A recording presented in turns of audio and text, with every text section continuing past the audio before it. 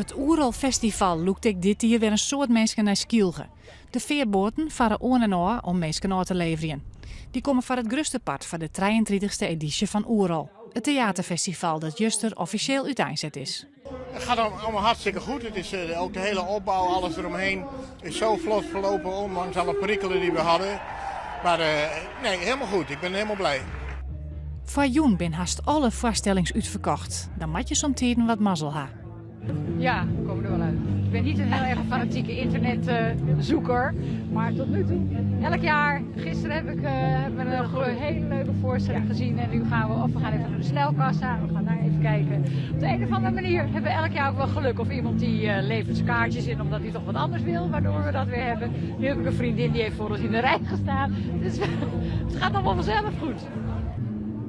We hebben meer dan 125.000 kaarten in de verkoop. Dat is bij geen enkel ander festival in Nederland aan de hand. Dus ja, dan is het toch uniek als we al zoveel kaarten verkocht hebben. We merken het gaat gewoon door. Dit hier is het restig bij het Griene Strand.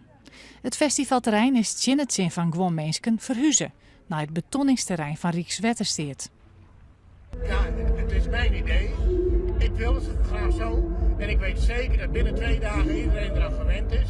Want de Groene Strand, met die prachtige Noordzwader, Sense of Place, is nu een oase van rust. En we hebben hier een prachtig festivalterrein voor teruggekregen. En dat zie je ook wel. Het is stampvol. En iedereen